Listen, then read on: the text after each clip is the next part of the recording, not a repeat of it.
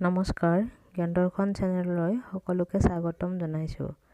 আজিৰ ভিডিঅ'টোত ক্লাছ 7ৰ অসমীয়াৰ প্ৰাকৃতিক দুৰ্যোগ চেপ্টাৰটোৰ প্ৰশ্ন উত্তৰ লৈ আহিছোঁ। 1 নম্বৰ উত্তৰ দিয়া। ক. অসমত প্ৰলয়ংকাৰী ভূমিকম্প হোৱা চন দুটা কি কি? উত্তৰ 1897 চন আৰু 1950 চন। খ. 1897 চনত অসমত হোৱা ভূমিকম্পৰ উৎপত্তিস্থল ক'ত আছিল?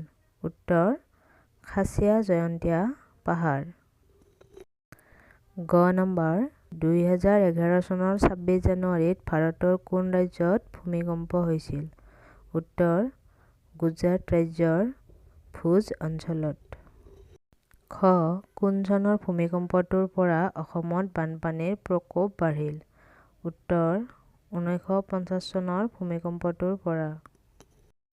2 নম্বৰ তলৰ প্ৰশ্নকেইটা আলোচনা কৰি উত্তৰ লিখা। ক. চানডুবি বিল কেনেকৈ সৃষ্টি হ'ল? উত্তৰ 1897 চনৰ প্ৰলয়ংকাৰী ভূমিকম্পৰ ফলত কেইবাখনো পাহাৰ লাহে লাহে তললৈ গৈ চানডুবি বিলৰ সৃষ্টি হৈছিল। খ নম্বৰ 1950 চনত ভূমিকম্পৰ ফলত অসমত কি কি পৰিৱৰ্তন হৈছিল? উত্তৰ 1950 চনৰ ভূমিকম্পৰ ফলত অসমত বানপানীৰ প্ৰকোপ বাঢ়িছিল আৰু বহুতো নদীৰ গতিপথ সলনি হৈছিল। গ নম্বৰ ছুনামি কি?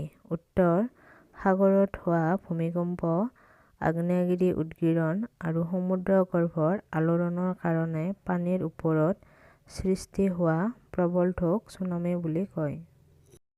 খ. ভাৰতবৰ্ষত কেতিয়া আৰু কোন কোন ঠাইত ছুনামিয়ে প্ৰভাৱ পেলাইছিল?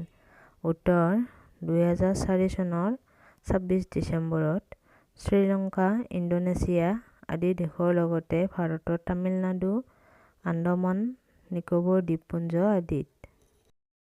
3 নম্বৰ তলত দিয়া শব্দকেইটাৰে বাক্য সাজি কোৱা আৰু লিখা। পাহাৰ: গোৱালপাৰাত সূৰ্য পাহাৰ আছে। বনভোজ: আমি কাইলৈ বনভোজলৈ যাম।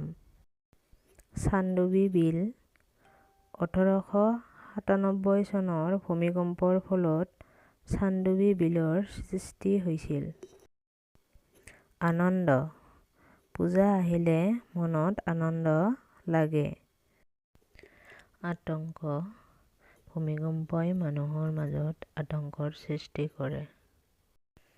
ভূমিকম্প: 1950 চনত ডাঙৰ ভূমিকম্প হৈছিল। 4 নম্বৰ উদাহৰণৰ দৰে শব্দ গঠন কৰা আৰু অভিধান চাই অৰ্থ জানি লোৱা। ক.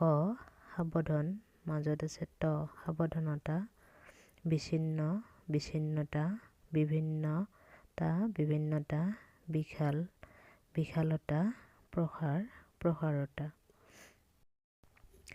ভিডিঅ'টোৰ পৰা উপকৃত হোৱা বুলি ভাবিলে এটা লাইক কৰিব আৰু বন্ধুবৰ্গৰ লগত শ্বেয়াৰ কৰিব যাতে সকলোৱে ভিডিঅ'টোৰ পৰা উপকৃত হ'ব পাৰে। ধন্যবাদ।